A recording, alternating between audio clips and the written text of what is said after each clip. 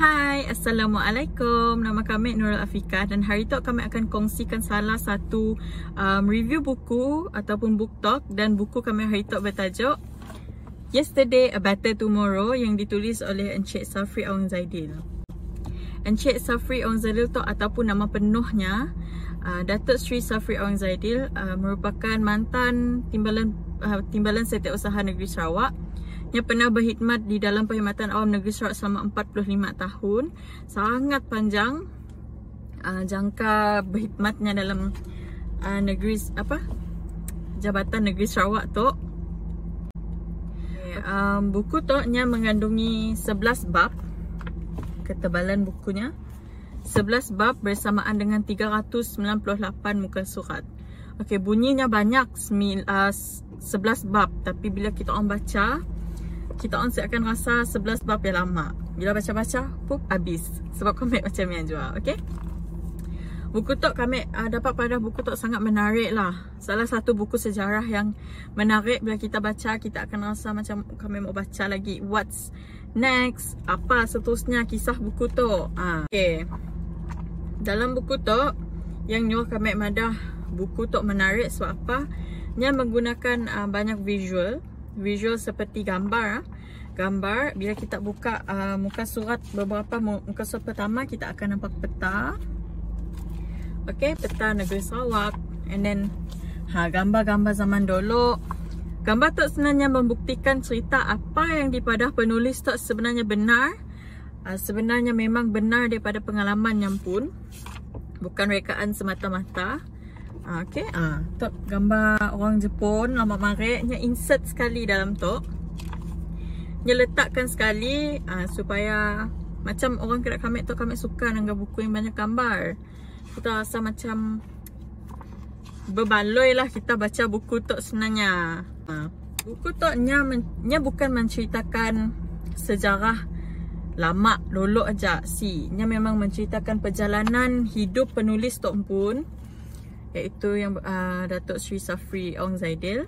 Nya memang menceritakan kisahnya pun dulu daripadanya kecil sampai nya dah tua, sampai nya dah pencen. Masa tu nya dah pencen. Nya bermula dengan ceritanya di Miri. Nya orang Miri, nya membesar di Miri. Bapaknya kerja sebagai salah seorang pegawai polis di Miri. Dan pada tahun 1949, mesti silap kami yang kami ingat dalam buku tu, sebabnya pindah ke Kuching atas sebab-sebab tertentu lah dekat Miri lah. So contohlah salah satu ceritanya dalam tu, nya madahnya makai bot balik Kuching.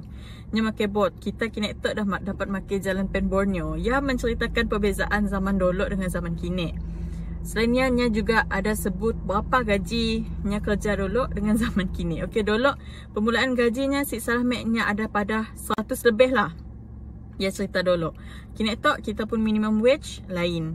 And then nya ada pada masa zamannya pencen berumur 55. Dan mungkin masa akan datang 60 tahun. Dan yes, sekarang tu kita pun umur pencen up to 60 tahun. So apa diceritakan penulis tu dalam buku tu, nya memang benar-benar mengingatkan kita apa sebenarnya terjadi pada zaman dulu, apa perbezaan kita dengan zaman dulu. Sebab ya kami ada buku tu salah satu buku menarik yang kami pernah baca. Nya bukan sejarah yang nyuruh kita ngantuk, tapi sejarah yang nyuruh kita rasa ingin tahu lagi. Lagipun masa kita sekolah, kita sudah ceritakan memang spesifik cerita hal sejarah Sarawak aja, ataupun yang lebih mendalam.